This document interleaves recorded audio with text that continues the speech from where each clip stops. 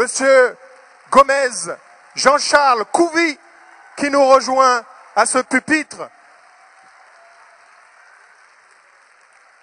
pour une allocution. Merci d'aller à votre pupitre, Excellence, pour une allocution et une communication qui porte sur le thème de la contribution des Africains français à la civilisation française.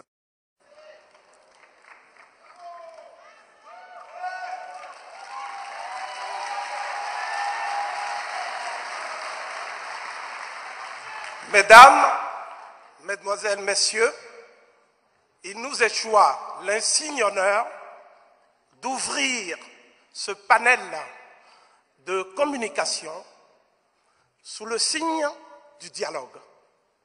Parce que nous avons été accoutumés dans ce pays qui s'est autoproclamé, si je puis m'exprimer ainsi, la patrie des droits de l'homme et la fille aînée de l'Église, nous avons été accoutumés à une certaine invisibilité. D'aucuns ont estimé que nous faisions partie des minorités visibles. Le fait est que nous sommes probablement la plus invisible de toutes les minorités dites visibles. Et que si j'avais ici l'audace d'interpeller quelques-unes des personnalités politiques, donc des décideurs qui font la France, qui portent le flambeau de sa grandeur dans le concert des nations, ils me diront que nous sommes descendants d'esclaves et que ces esclaves, par la grâce de quelques esprits éclairés et humanitaires, à savoir l'abbé Grégoire et Victor Schœlcher, ont accédé à un statut plus enviable, celui de coloniser.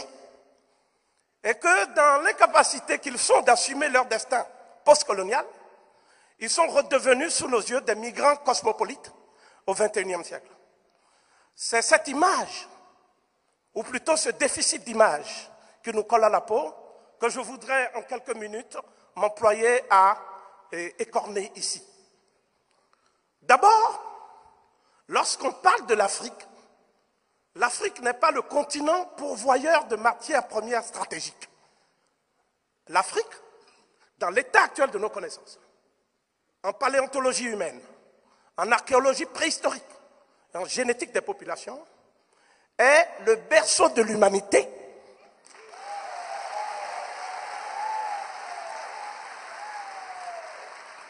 Mais également la matrice de toutes les civilisations anciennes. Si je voulais parler du plus ancien homme moderne, homme anatomiquement moderne, quelles que soient les variétés biologiques qu'on observe aujourd'hui, parce que c'est de l'ordre du phénotype, je suis obligé de parler de l'Homo 1, le fossile clé qui date de 200 000 ans. Donc c'est après l'Homo 1 que l'homme de Grimaldi à partir de 40 000 ans, puis l'homme de Cro-Magnon qui est vraisemblablement, c'est pas moi qui le dis, c'est le professeur Yves Coppens, donc je vais réunir l'accord ici de nos contradicteurs en citant cette éminente sommité.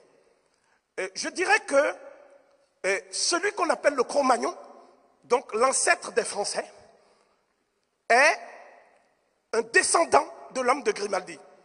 Ce que je dis là, c'est un phénomène qui, pour les biochimistes, s'appelle la biosynthèse de la vitamine D. Donc, sous les radiations ultraviolettes, l'homme change selon les paléo-environnements et le climat. C'est tout à fait logique. Mais, d'où viennent alors les Gaulois? Puisque nous autres Africains, nous avons appris que nous avions des ancêtres gaulois. Et paradoxalement, nous nous rendons compte finalement qu'il y a les ancêtres africains des ancêtres gaulois qu'on cache un peu. Parce que la plus ancienne industrie préhistorique en France, attestée, c'est l'industrie aurignacienne. Nous admirons tous l'art rupestre, les grottes de Lascaux qui reproduisent en fait en France Et les mêmes scènes avec le fameux sorcier dansant et d'autres fresques, hein, à Monaco, à Menton, un peu partout, c'est l'industrie qui a précédé l'industrie sur laquelle tout le monde focalise les choses parce qu'on voudrait mettre l'accent sur le Cro-Magnon uniquement. Mais le Cro-Magnon a un ancêtre qui est l'homme de Grimaldi, qui lui-même n'est pas tacitement assimilable à un Cro-Magnon. Or, tous les caractères anatomiques de l'homme de Grimaldi montrent qu'il s'agit d'un Africain qui est venu avec son industrie constituée, qui a bravé les rigueurs du froid, un froid qui était rédhibitoire, parce que nous sortions de la dernière glaciation de Wurm qui a duré 100 000 ans. Et par conséquent, l'homme a changé d'apparence et de morphologie, mais tout en gardant les mêmes capacités intellectuelles qu'il avait en sortant de son continent d'origine, l'Afrique. Tel est donc, schématiquement, le processus de l'hominisation et la façon dont le substrat préhistorique français a permis l'éclosion d'un certain nombre de civilisations préhistoriques qu'on retrouve également dans la péninsule ibérique, à la suite des travaux de Bosch-Guempera et d'autres, même si cela n'est pas enseigné avec la même netteté dans les manuels de la République. Je tenais à le préciser. Et durant l'Antiquité, nous observons également que la civilisation gallo-romaine, on l'appelle gallo-romaine parce qu'elle a été colonisée. Donc l'Afrique n'a pas le monopole de la colonisation par la Gaule. Et dans ce processus extrêmement douloureux qui nous est décrit dans l'ouvrage de César, nous avons ce que l'influence et l'empreinte des civilisations africaines anciennes. Je ne citerai que 3 exemples pour aller vite. Le premier exemple, c'est la prolifération du culte d'Isis. Isis, c'était à Lutèce, la patronne d'un groupe qu'on appelait les Parisis. Et quand vous regardez aujourd'hui, je ne sais pas si M. Delano est là, les armoiries de la ville de Paris, vous voyez Isis avec la navigation. Et quand vous avez des toponymes comme Parisis, ville Parisis, Parisé, etc., il s'agit du sanctuaire d'Isis. Donc c'est ça Paris. Paris, c'est le sanctuaire d'Isis. Or, jusqu'à preuve du contraire, Isis est une déesse africaine de la vallée du Nil. Deuxièmement,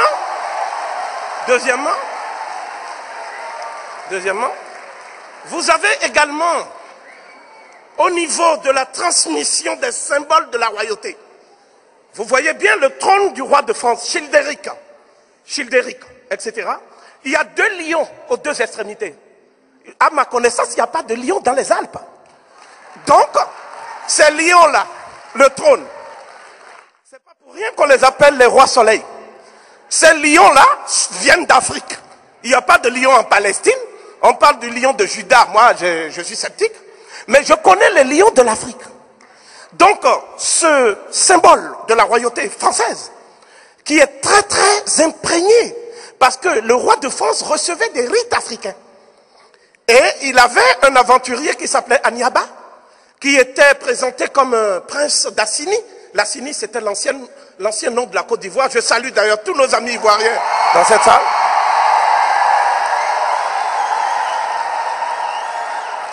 Ils savent, nos amis ivoiriens, notre attachement à leur combat et à leur lutte.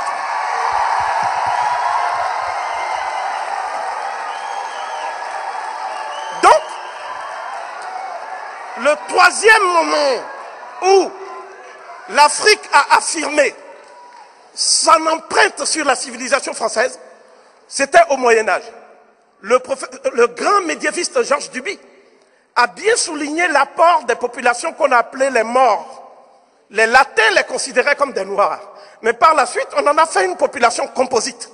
Mais si vous voyez l'iconographie des morts en France, vous verrez que tout un pan de la littérature française, ce qu'il est convenu d'appeler les chansons de geste, notamment la chanson de Roland, que tous les Français connaissent, n'est-ce pas?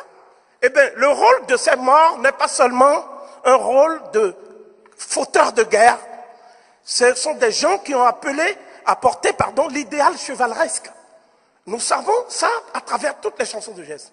Et ce n'est pas en vain qu'on trouve comme emblème de la Corse et de la Sardaigne des têtes de noirs caractérisées avec des bandeaux qu'il est convenu d'appeler des têtes de mort.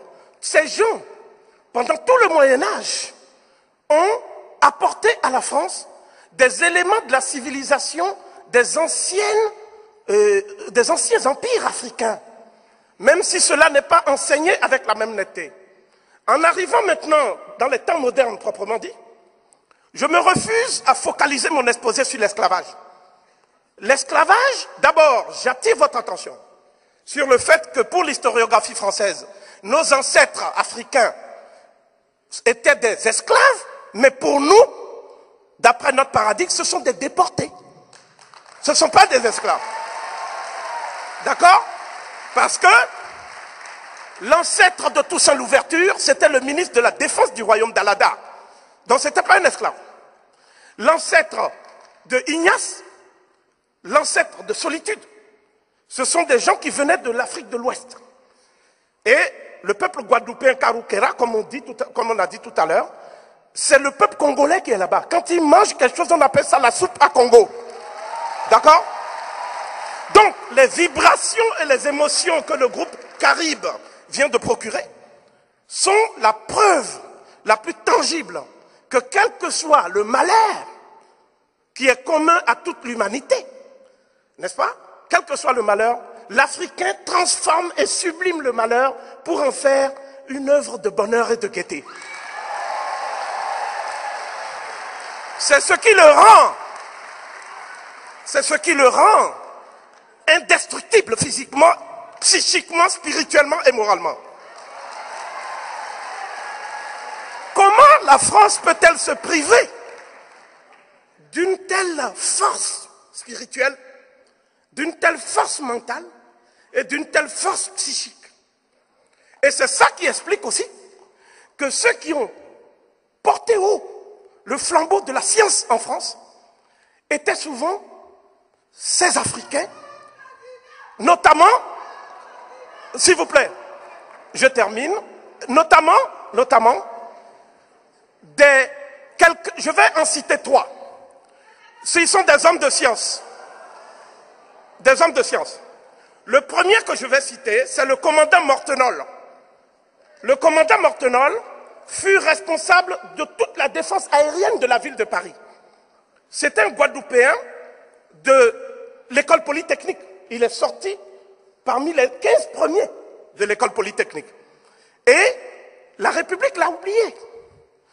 Je citerai également Raoul Georges Nicolo, qui fut un des plus éminents chercheurs et des plus féconds du commissariat à l'énergie atomique en France. Il a été candidat aux élections présidentielles en France. La République ne l'a jamais honoré. C'est la reine d'Angleterre qui a reconnu sa contribution majeure à la science.